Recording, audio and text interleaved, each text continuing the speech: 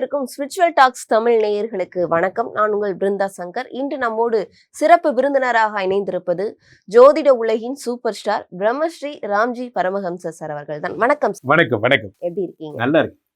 குரு பகவான் கொடுக்கக்கூடிய 3 ஜாக்பாட்கள் என்னென்ன? இந்த குரு பெயர்ச்சி வருகிறது. அதை முன்னிட்டு குரு பகவான் 3 ஜாக்பாட்டுகளை அனைவருக்கும் அள்ளித்தரப் போகிறார். யார் யாருக்கெல்லாம் குழந்தை பிறக்க போகிறது, யார் யாருக்கெல்லாம் ஃபாரின் போக போறீங்க, யார் யாரெல்லாம் வீடு கட்ட போறீங்கிறத ராசி ரீதியாக நாம் பார்த்து விடலாம்.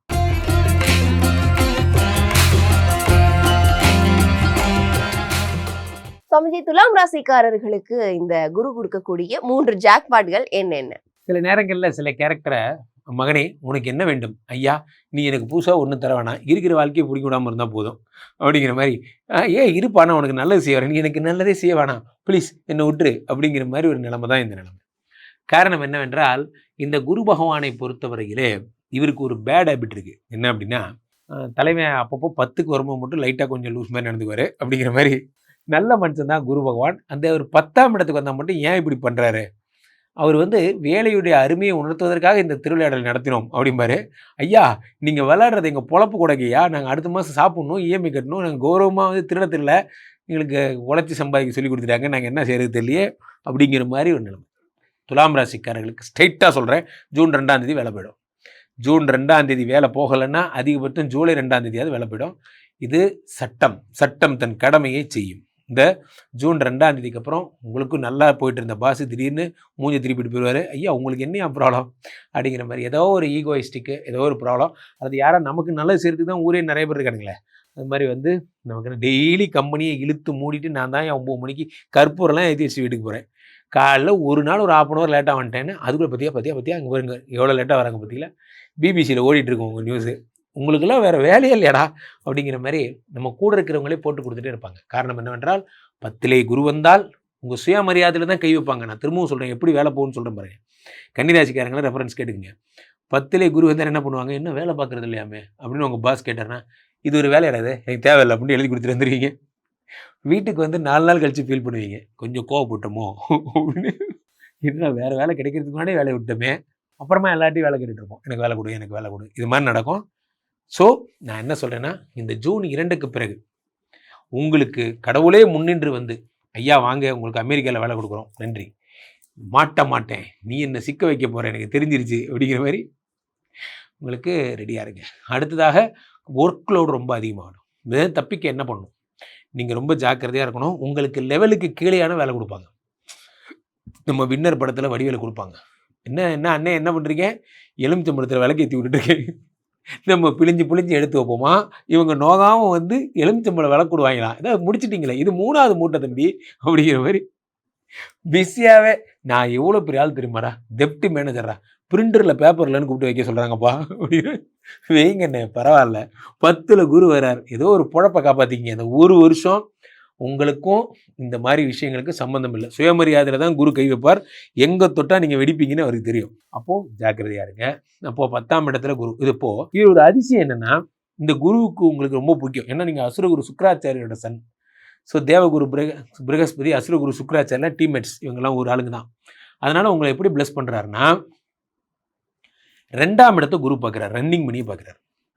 4ஆம் இடத்தை குரு பார்க்குறாரு, கார் வாங்குறத பார்க்குறாரு. 7ஆம் இடத்தை குரு 6ஆம் இடத்தை குரு பார்க்குறாரு, வியாதி கடன் கஷ்டத்தை பார்த்துடுறாரு.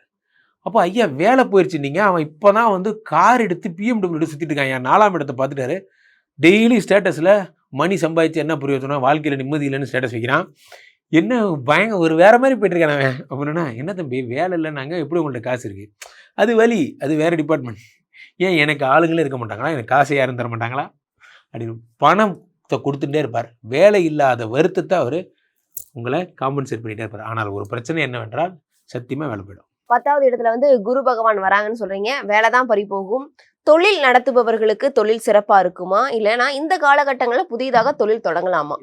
இது ஒரு விஷயம் என்ன, இது இன்னொருடம் பணி செய்பவர்களுக்கு மட்டும்தான் பொருந்தும். இருந்தால் நானே ஒரு சொந்தமாக கம்பெனி வச்சுருக்கேன், என் கம்பெனியில் நான் சேர் பண்ணுறேன் அப்படிங்கிற மாதிரி இருந்தீங்கன்னா உங்களுக்கு இதெல்லாம் ஒன்றும் பண்ணாது. உங்களுக்கு இதுக்கு சம்பந்தமே கிடையாது. கண்டிப்பாக இந்த குரு கொடுக்கக்கூடிய யோகங்களை 100க்கு எவ்வளோ மதிப்பெண் கொடுக்கலாம்? 100க்கு 85 மார்க் தரலாம். ஏன்னா வேலையை பிடுங்க போகிறான், அவனுக்கு எவ்வளோ மார்க் தர்றது, 85 மார்க் இருந்தால் நீங்கள் பிழைத்துக் கொள்வீர்கள். சுவாமிஜி 12 வருடங்களுக்கு ஒரு முறை வரக்கூடிய குரு பயிற்சி அப்படின்னு சொல்றாங்க. இது மிகப்பெரிய யோகங்கள், அதிர்ஷ்டங்கள் எல்லாம் வாரி கொடுக்க போகுதுன்னு சொல்றாங்களே, இது பத்தி சொல்லுங்க. 12 வருடங்களுக்கு ஒரு முறைதான் இந்த குரு வருகிறார் என்பது உலக அறிந்த விஷயம். காரணம் என்னவென்றால் குருவுடைய ஜென்ரலா 1 இயருக்கு ஒரு தடவை போற ஆள் அவரு. அதனால 12 வருஷத்துக்கு ஒரு தடவை தான் அவர் வருவார் 9ஆம் இடத்துக்கு. பெரிய விசேஷம்லாம் ஒன்றும் கிடையாது. ஆனா இதுல என்ன விசேஷம்னா, கடகத்துல அவர் உச்சம் பெறுவாருங்கிறது ஜோதிட நியதி. இதுல இவர் உச்சம் பெறும் போது 2-3 யோகம் அவருக்குன்னே நடக்குது. அது என்ன நடக்குது என்றால், இந்த குரு இங்க இருக்கும்போது சனி மீனத்தில் இருப்பாருங்கிறதுக்கான தியரி 25 வருஷம் கழிச்சு தான் வரும். ஏன்னா சனிக்கு 2.5 வருஷம் அலைவு நேரம். அப்போ மீனத்தில் சனி இருக்கும் பொழுது அதை குரு பார்க்கும்போது இந்த வருடம் சனி பெயர்ச்சி நாட் ஒன்லி 7.5 சனி இருந்தா, அதாவது கும்பத்துக்கோ மீனத்துக்கோ மேஷத்துக்கோ 7.5 சனி போயிட்டு இருக்குல்ல, விடுதலை. அதுக்கப்புறம் வாங்க அப்படி வாங்க, சிம்ம ராசிக்காரர்களுக்கு அஷ்டம சனி, உங்களுக்கும் விடுதலை. அப்படி தனுசு ராசிக்காரர்களுக்கு அர்த்தாஷ்டம சனி, உங்களுக்கும் விடுதலை. கன்னி ராசிக்காரர்களுக்கு கண்டக சனி, உனக்கும் விடுதலை. ஆல் விடுதலை. காரணம் என்னவென்றால் சனி இந்த 1 வருஷத்துக்கு குரு பார்த்து கொண்டிருக்கும் போது ஒன்றும் பண்ண முடியாது என்பது வேத சாஸ்திரம். இதுதான் பேசிக்ஸ். அப்போ இந்த அமைப்பு கிடைத்தது ஒரு பெரிய வரம். அவ்வகையிலே குரு பகவான் காலபுருஷனுக்கு 8ஆம் இடமாகப்பட்ட விருச்சிகத்தை பார்க்கிறார். இது பெருஞ்சொத்து தருகின்ற இடம். பொதுவாகவே காலபுருஷனுக்கு 8ஆம் இடம். 8ஆம் இடம் என்பது தடைகள், 8ஆம் இடம் என்பது வழக்கு, 8ஆம் இடம் என்பது கேஸு, பிரச்சனை, இதெல்லாம். அதை குரு பார்க்கும் பொழுது யார் யாரெல்லாம் தேவையில்லாத ஹிம்சையில் மாட்டியிருக்காங்க, நான் ஒரு தப்பும் பண்ணல சார், என் மேலே கேஸ் போட்டாங்க சார் போன்ற பிரச்சனை இருக்கிறவங்களுக்குலாம் அதெல்லாம் சரியாயிடும். அடுத்து குரு பகவான் காலபுருஷனுக்கு 10ஆம் இடமாகப்பட்ட மகரத்தை பார்ப்பதால் எல்லாருமே ஒரு தொழிலில் நல்லா வரணும், தொழிலில் டெவலப் ஆகணும் என்பதை ஒரு தீர்மானமாக எடுத்து ஸ்டார்ட் அப் பிஸ்னஸ் பண்ணுறது, பிஸ்னஸில் பெரிய ஆளாகணும்னு நினைக்கிறது போன்றவைகள்லாம் நடக்கும். அடுத்ததாக காலபுருஷனுக்கு 12ஆம் இடமாகப்பட்ட மீனத்தை குரு பார்க்கும் பொழுது இந்த வருடமே ஒரு ஃபேமிலி வருடம். என்ன ஃபேமிலி வருடம்? இது வரைக்கும் நான் எங்கெங்கேயோ பிஸ்னஸ் ட்ரிப் போயிருக்கேன். நான் போகாத ஊர் கிடையாது, ஆனால் போகாத கண்ட்ரி கிடையாது. என் ஒய்ஃபை கூட்டிகிட்டு போனதுன்னா விரல் விட்டு எண்ணிடலாம். அவ்வளோதான். எங்கே போனாலும் தனியாக தான் போவேன். இந்த ஒரு வருடம் ஒய்ஃப் இல்லாமல் நீங்கள் போகிற ஒரு ஊர் கூட இருக்காது. எல்லா ஊருக்கும் உங்கள் ஒய்ஃபை கூட்டிகிட்டு போவீங்க. உங்களுடைய காதல் ஒரு 25 வருஷம் பேக் போகும். ஒரு காலத்தில் நாங்கள் லவ் பண்ணும் போது அப்படிங்கிறதெல்லாம், அது என்ன வயசாக இருந்தாலும் சரி, உங்கள் மனைவி எப்பயுமே உங்கள் காதலி தான். அதனால் 12ஆம் இடத்தை குரு பார்க்கும் பொழுது இல்லற வாழ்க்கையில் சுகம், சந்தோஷம், மகிழ்ச்சி, குடும்பமாக இருக்கிறது. வாழ்க்கையில் நண்பர்களே, குடும்பமாக இருப்பது ஒரு பெரிய வரம். நான் பெரிய டானு, என் ஒய்ஃப் கூட உட்காந்து 5 நிமிஷம் பேச நேரம் இல்லை, சேர்ந்து சாப்பிட்றேன், அப்புறம் என்ன வாழ்க்கை? அது வாழ்க்கையினுடைய அழகே குடும்பமாக இருக்கிறது தான். அது நிறைய பேருக்கு காலம் கடந்தப்புறம் உணர்றாங்க. இந்த வருடம் குரு பயிற்சியில் நீங்கள் எல்லாருமே சந்தோஷமாக இருக்க போகிறீங்க. மற்றபடி all tsunami boys are telling உலகம் அழி போகுது, பூமி பூயமாதா, அதெல்லாம் ஒன்றும் இருக்காது. இல்லை, நல்லா இருப்பீங்க. காரணம் என்னென்னா குரு பகவான் உங்களுடைய முக்கியமான ஸ்தானங்கள் எல்லாம் பார்க்கும்போது தொழில் அபிவிருத்தி ஆகுது, லேண்டு வாங்க போகிறீங்க, நல்ல நல்ல விஷயங்கள். மங்கள குரு, யோக குரு, உச்சம் பெற்ற குரு, இவ்வளவு பேர் இருக்கு. அப்போ நல்லது மட்டும்தான் நடக்கும். கண்டிப்பா இந்த குரு கொடுக்கக்கூடிய 3 ஜாக்பாட் பத்தி நீங்க சொல்லியிருந்தீங்க. கண்டிப்பா மக்களுக்கு இது ரொம்பவே யூஸ்ஃபுல்லா இருக்கும். மக்களும் பயனடைவாங்க அது மூலியமா. மக்கள் இப்போ உங்களை தொடர்பு கொள்றது அப்படின்னா எப்படி தொடர்பு கொள்றது? அதை நான் சொல்றேன். அதுக்கு முன்னாடி அந்த 3 ஜாக்பாட் என்னங்கிற பேர் சொல்லிடுறேன். நியாயமா அதை விடவே நிறைய ஜாக்பாட் இருக்கு. அதுல முக்கியமான 3 என்னன்னா, இது வந்து சந்திரனுடைய வீடு கடகம், அதுல குரு உச்சமாகிறார். இத குருச்சந்திர யோகம் ஒரு ஜாக்பாட்னு சொல்லலாம். இது நிறைய பேர் கவனிக்காத ஒரு விஷயம். அந்த சந்திரனுடைய வீட்டில் இந்த செவ்வாய் நீச்சமாக போகிறார் இந்த புரட்டாசி மாசம்லாம். அப்போ இது நீச்ச பங்க ராஜயோகம். குரு உச்சம், செவ்வாய் நீச்சம். அப்படி வந்தீங்கன்னா குரு விருச்சிகத்தை பார்க்கிறார். இது சந்திர மங்கள யோகம்னு சொல்றாங்க. அடுத்து குரு மகரத்தை பார்க்க போறார். எப்போ மகரத்தை பார்க்கிறார்?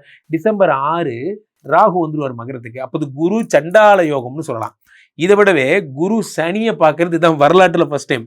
ஸோ இப்போ இது இத்தனை யோகங்களும் வர்றது இல்லாமல் ஒரு அடிஷனலா டிசம்பர் 6 ராகுவை பார்த்து குரு சண்டால யோகம் வர மாதிரி கேது சிம்மத்திலிருந்து கடகத்துக்கு போய் கோடீஸ்வர யோகம், குரு கேது சம்பந்தம் கோடீஸ்வர யோகம்.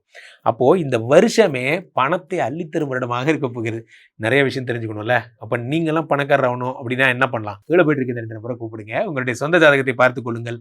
உலக புகழ் வாய்ந்த நமது விஸ்வரூப விஷ்ணுமாயா எழுந்தரில் இருக்கக்கூடிய புனிதமான இந்த ஸ்ரீமடத்திலே தினசரி நடக்கின்ற விஷ்ணுமாயா வேள்விகளை காணுங்கள். நாங்கள் எப்படி சார் வேள்விலாம் பார்க்குறது? டிஸ்கிரிப்ஷனில் கூகுள் மீட் ஐடிலாம் கொடுத்துருப்போம், அதில் பாருங்கள். கிளிக் பண்ணிங்கன்னா கனெக்ட் பண்ணலாம். ஈவினிங் 5 to 6 மட்டும்தான் ஹோமம். அதை பாருங்கள். மீண்டும் ஒரு நல்ல பதிவில் சந்திப்போம். நன்றி, வணக்கம்.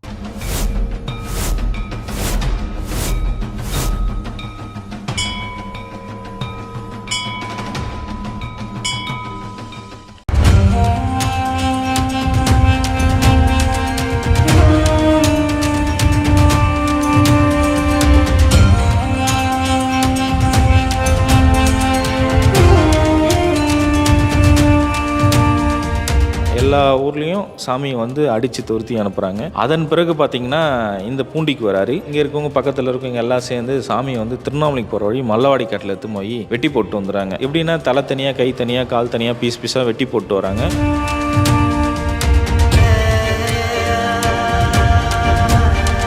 ஆற்றுல இருக்கையே வெள்ளம் வருது.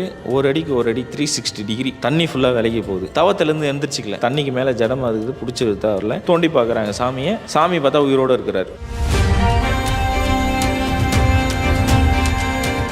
பூண்டி மகான் பார்த்தீங்கன்னா மேற்கு ஒரு திண்ணையும் கிழக்கு ஒரு திண்ணையும் இருந்தது. இந்த கிழக்கு திண்ணையில் அந்த திண்ணையில் உட்கார சொல்ல தான் 19 வருட காலங்களாக பூமியில் கால் படலை.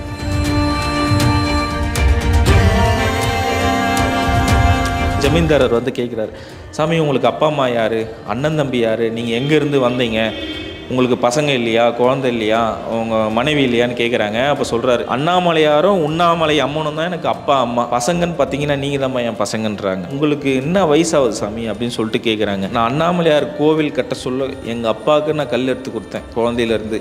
இன்றைக்கி ப்ரெசன்ட் டேட்டுன்னா அதுதான் என் வயசு, நீ அன்றைக்கி நீங்கள் கூட்டி சொல்லுப்பான்ற.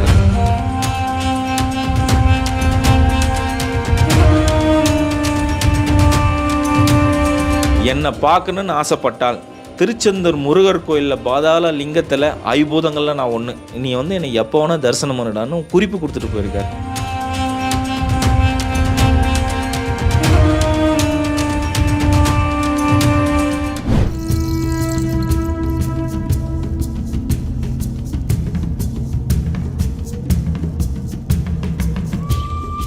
புலிகள் கூட ஒரு மகான் விளையாடி இருக்காரு. இவர் தவம் இருக்கும்போது இந்த வரி புலிகள் இவரை பாதுகாத்திருக்கு. திருவண்ணாமலைக்கு வந்த மகான்கள் வரிசையில இவரு முன்னோடின்னு சொல்றாங்க. ஈசான்ய ஞான தேசிகர் ஐயா, இவருடைய வாழ்க்கை வரலாறு தான் நம்மளுடைய தேடல் பயணத்துல பார்க்க போறோம். வெல்கம் டு தேடல். நான் உங்கள் வினோ.